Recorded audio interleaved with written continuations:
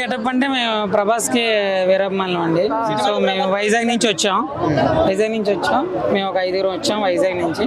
ప్రభాస్ గారి కోసమే ఇంత దూరం వచ్చాం. ఎలా ఉంది మరి ప్రభాస్ గారి ఎంట్రీ చాలా బాగుందండి. ప్రభాస్ గారు రుద్రాన్ని ఏ విధంగా చూపించాలనుకున్నారో అలాగే చూపించారు. మోహన్ బాబు గారు చాలా బాగా చేశారండి. అంటే ప్రభాస్ గారు వచ్చినాకనే సినిమా అమాంతం అలా పెంచేశారు అని కూడా అంటున్నారు. ఏంటి ఎలా? అది నిజమేనండి. అంటే ఈ సినిమా స్టోరీ 40 మినిట్స్ పీక్స్ లో ఉండడానికి కారణం రుద్ర తాలూకా conversation with Mohan Babu and Manchu Vishnu. అంటే ఐ మీన్ తిన్నడు ముగ్గురికి ఎట్ ఏ టైం జరుగుతుంటది. హీరోయిన్ విష్ణుకి ఇక్కడ మోహన్ బాబు ఒకేసారి ముగ్గురికి సమాధానం చెప్తాడు. అదే సినిమాని డిస్క్రైబ్ చేసి. సో సినిమా చాలా బాగుంది. ఫైట్ సీక్వెన్స్ విష్ణు మధ్య అండ్ ప్రభాస్ గారి మధ్య ఫైట్ సీక్వెన్స్ ఏముండదు కదా. అంటే అది రుద్రతో పోరాడడం అంటే అంత ఈజీ. మోహన్ బాబు గారి యాక్టింగ్, విష్ణు గారి యాక్టింగ్ ఎలా? చాలా బాగుందండి. రుద్రతో పోరాడిన తర్వాతే తిన్నడికి ఈ జ్ఞానోదయం కలుగుతుంది.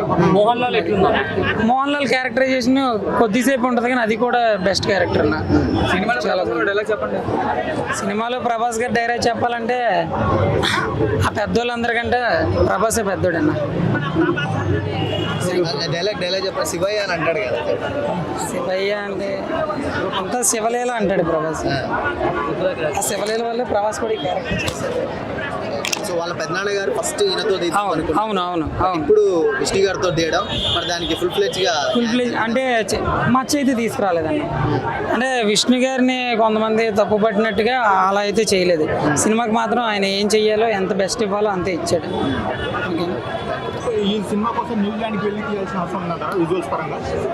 అది నాకు అంత సినిమా నాలెడ్జ్ లేదండి. అంటే సినిమాటోగ్రఫీ మీద మాకు అంత తెలీదు. కేవలం ప్రభాస్ గారి కోసం ఈ సినిమా కన్నప్ప కృష్ణరాజు గారి డ్రీమ్ ప్రాజెక్ట్ అని అన్నారు కాబట్టి నెక్స్ట్ మేము ట్రైలర్ అవి చూసి సినిమా బాగుంటుందని ఎక్స్పెక్ట్ చేసి వచ్చాం. ఆ ఎక్స్పెక్టేషన్స్ అయితే రీచ్ అయ్యాం.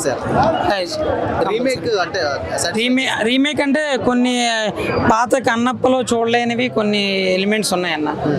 కొన్ని అంటే శ్రీకాళహస్తి పుట్టు పూర్వోత్తరాల గురించి చెప్పడం కూడా చాలా బాగుంది. సూపర్ అన్న. ఫస్ట్ హాఫ్ అయితే మొత్తం ప్యాన్ ఇండియా యాక్టర్స్ చించేశారు. సెకండ్ హాఫ్లో ప్రభాస్ రావగానే ఇంకా ప్రభాస్ ఫ్యాన్స్ ఎలా ఉంటారో తెలుసు కదా, డై హ్యాడ్ ఫ్యాన్స్. మొత్తం అరుపులు తప్ప ఇంకేం వినపడలేదు. 30 మినిట్స్ ల్యాగ్ ఏం లేదండి. అది శివుడి మూవీ కాబట్టి ఇంకా కన్నప్ప అంటే శివుడి గురించే కదా. పర్లేదు, అలాగే ఉంది, మామూలు పర్లేదు. ఫస్ట్ హాఫ్ రొమాన్స్ అని మన తెలుగు ఆడియన్స్ గురించి తెలుసు కదా, ట్రోలింగ్ అలా ఉంటుంది. కాకపోతే పర్లేదు, నైస్. అంటే ఇప్పుడు ప్రభాస్ గారిని తీసుకొచ్చి సినిమాలు లేపర్ అంటారా? మ్యాక్సిమం ఆడియన్స్ అందరూ ఇప్పుడు ఇండియా వైజ్కి తెలుసు ప్రభాస్ వల్లే సినిమాకి అందరూ ఆడియన్స్ వస్తున్నారని. కాకపోతే లోపలికి వెళ్ళాక విష్ణు యాక్టింగ్ కూడా బాగుంది. ఇంకేముందండి, ఇంకా సూపర్. సాంగ్స్ అయితే ఆయన ఒక క్రిస్టియన్ అయి ఉండి మన తెలుగుకి ఇంత మంచి బీజిఎం కొట్టాడంటే గ్రేట్ అన్న. ఆ శివ శివ శంకర్ అనే సాంగ్ అది లైఫ్ టైం సెటిల్మెంటింగ్. అది ఓవరాల్ గా అయితే 3 రేటింగ్ ఇవ్వచ్చు. సూపర్ ఉంది. 500 కోట్లు కలెక్ట్ చేస్తుంది అన్న పాన్ ఇండియా లెవెల్లో. ట్రోలింగ్ చేసేటోళ్ళు చేస్తూనే ఉంటారు. కాకపోతే సినిమాతోటి అయితే అందరూ చూస్తారు కదా కళ్ళతోటి. 3 అవర్స్ కూకోబెడుతున్నారు కదా విష్ణు. కొద్దిగా మారచ్చు.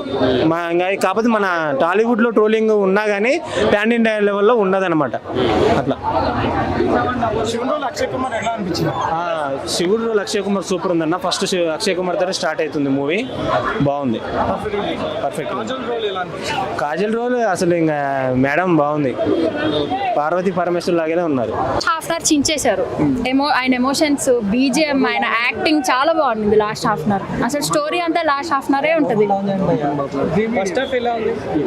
ఫస్ట్ హాఫ్ బాలేదు, చాలా ల్యాగ్ ఉంది. రబ్బర్ బ్యాండ్ ఇలా లాగితే ఎంత ల్యాగో అంత ల్యాగ్ ఉంది.